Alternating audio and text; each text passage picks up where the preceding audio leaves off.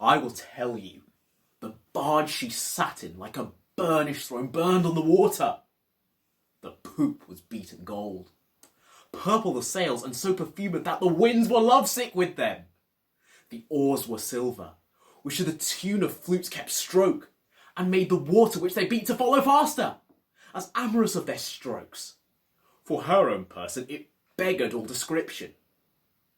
She did lie in her pavilion, cloth of gold, of tissue, a picturing that Venus where we see the fancy outwork nature.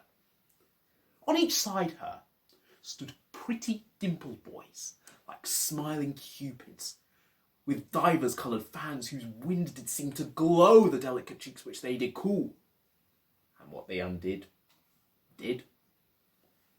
Her gentlewomen, like the Nereides, so many mermaids tended her in the eyes and made their bends adornings.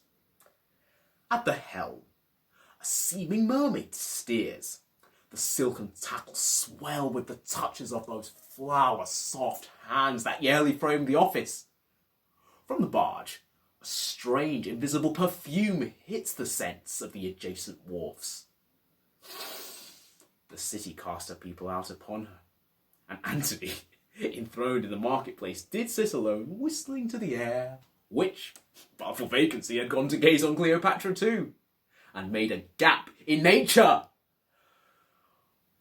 Upon her landing, Antony sent to her, invited her to supper. She replied, it should be better he became her guest, which she entreated. Our courteous Antony, whom ne'er the word of no woman heard speak, being barbered 10 times o'er, goes to the feast, and for his ordinary pays his heart for what his eyes eat only.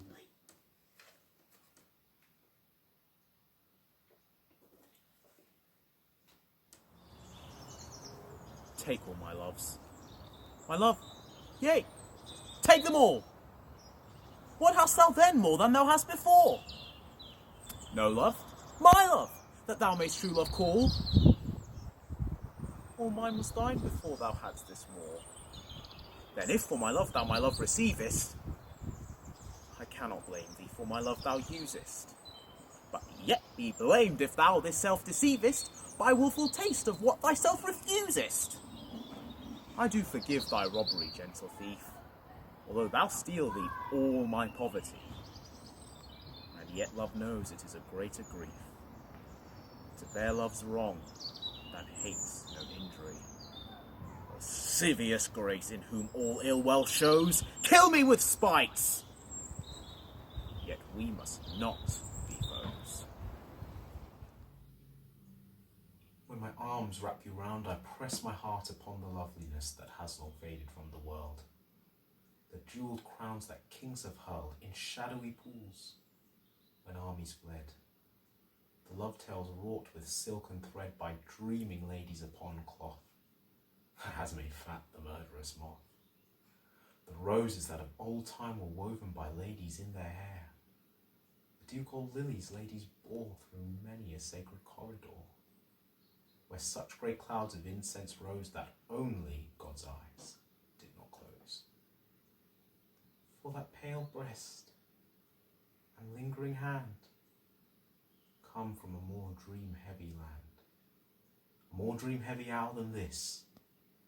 And when you sigh from kiss to kiss, I hear white beauty sighing too, for hours when all must fade like dew, but flame on flame, deep on deep, throne over throne, wherein half sleep, their swords upon their iron knees,